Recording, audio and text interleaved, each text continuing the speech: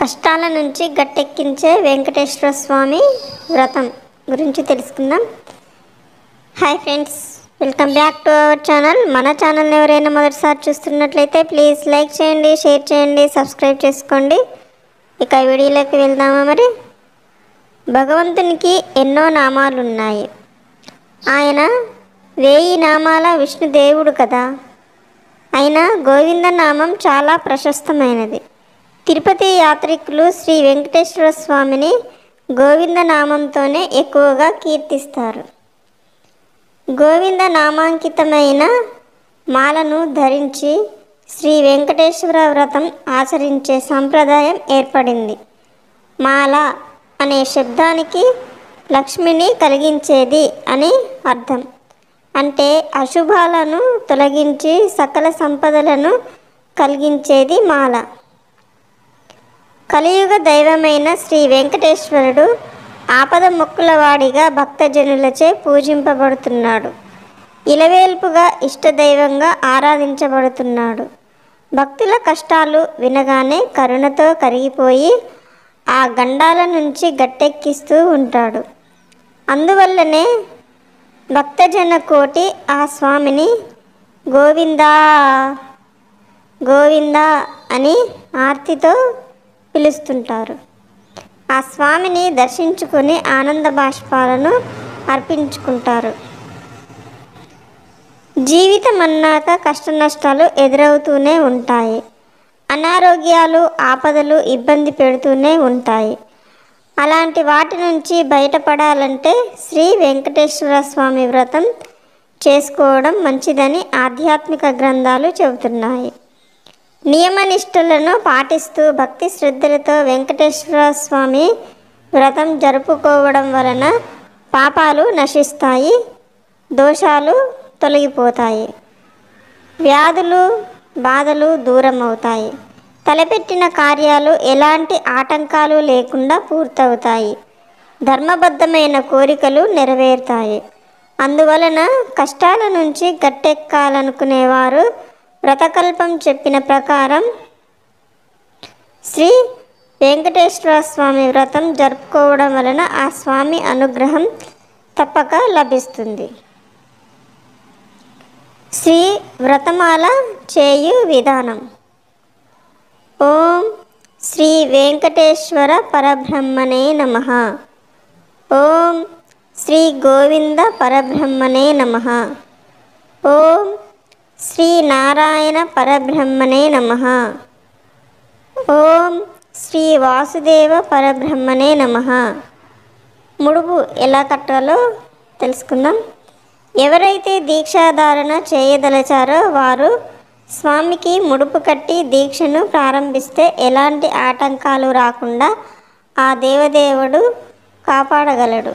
కావలసిన వస్తువులు: అరచేయి వెడల్పు ఉన్న తెల్లని లేదా పసుపు వస్త్రం 1 మీటరు, 7 రూపాయి బిళ్ళలు, 7 పావలా బిళ్ళలు. ఇప్పుడు పావలా బిళ్ళలు దొరకవు కాబట్టి చిల్లర పైసలు ఏవి దొరికితే అవే వాడుకోవచ్చు. తెల్లని వస్త్రం అయితే కనుక దానికి పసుపు అద్ది ఆరబెట్టి బాగా ఆరిన తర్వాత దీక్షకు కూర్చొని మొదట మాలను ఇప్పుడు చెప్పే విధంగా శుభ్రపరుచుకొని ధూప దీప పూజా కార్యక్రమాలను సిద్ధపరచుకోవాలి.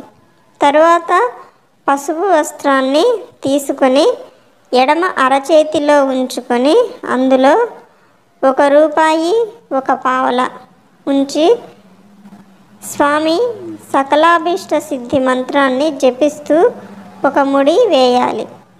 అలాగే కొంత స్థలం ఇచ్చి 2వ ముడి వేయాలి. ఈ 2వ ముడి వేసేటప్పుడు ఇదివరకు వేసిన ముడిని దాటించి వేయరాదు. ఖాళీగా ఉన్న వస్త్రాన్నే తిప్పుతూ ముడి వేయాలి. ముడుపు కట్టే సమయంలో ఎవరితోనూ మాట్లాడరాదు. స్వామి అభీష్ట సిద్ధి మంత్రాన్ని జపిస్తూ 7 ముడుపులు కట్టాలి. ఈ ముడుపు కార్యక్రమం అయిన తరువాత పూజ కావించి మాలధారణ చేయవలెను. మాలను ఇలా పవిత్రంగా చేయాలి. వేటితో? ఆవు పంచితం, ఆవు పాలు, ఆవు పెరుగు, ఆవు నెయ్యి, తేనె, గంధం, నీళ్ళు, వీటితో మాలను అభిషేకం చేసి కర్పూర నీరాజనం సమర్పించి గోవిందనామాన్ని 108 పర్యాయాలు జపిస్తూ ధరించాలి. వ్రత నియమాల గురించి తెలుసుకుందాం. వైకుంఠ ఏకాదశికి 7 వారాలు లేదా 6 వారాలు లేదా 5 వారాలు లేదా 4 వారాలు లేదా 7 రోజుల ముందుగా కానీ ఈ వ్రతాన్ని ఆచరించవచ్చు. మాలను తులసి పూసలతో కానీ, తామర పూసలతో కానీ, పటిక పూసలతో కానీ పవిత్రం చేసి శ్రీ వెంకటేశ్వర స్వామికి తమ శక్త్యానుసారం పూజ కావించి ధరించాలి. స్త్రీలు అయితే 7 రోజుల వ్రతాన్ని ఆచరించవచ్చు. వైకుంఠ ఏకాదశి ముందు రోజు ఉదయం 9:30 గంటలకు తిరుపతిలో గోవిందరాజస్వామి ఆలయం వద్ద యాగపూజ, కంకణధారణ జరుగుతుంది. భక్తులు విధిగా హాజరు కావాలి. భక్తులు యాగానికి కావలసిన 7 రకముల సమిధలు, 500 గ్రాములు ఆవు నెయ్యి తీసుకురావాలి. శ్రీ వెంకటేశ్వర స్వామి వారికి ముఖ్యమైన పసుపు వస్త్రాలను విధిగా ధరించాలి. నుదుట తిరునామాలు పెట్టుకోవాలి. వ్రతకాలంలో ధూమం, మద్యం, మత్తు పదార్థాలు, మాంసాహారం సేవించరాదు. దాంపత్యానికి దూరంగా ఉండాలి. సాత్వికాహారం ఉత్తమం. ప్రతినిత్యం ఉదయం సాయంత్రం స్నాన కార్యక్రమం ముగించుకొని శ్రీ స్వామివారి గోవిందనామము ధ్యానించాలి. వీలైతే రోజుకు 1008 సార్లు ఓం నమో వెంకటేశాయ అనే సకలాభీష్ట సిద్ధి మంత్రాన్ని జపించాలి. భజనలో పాల్గొనాలి. ఎదుటి వారిని తన మాటల చేత కానీ చేతుల చేత కానీ బాధింపరాదు. దీక్షాకాలంలో ఇతరులను గోవింద అని పిలవాలి. ఉపవాస కార్యక్రమాన్ని తూచా తప్పకుండా భక్తిగా నిష్టగా పాటించాలి. ఈ వ్రతాన్ని అన్ని వర్ణాల వారు ఆచరించవచ్చు.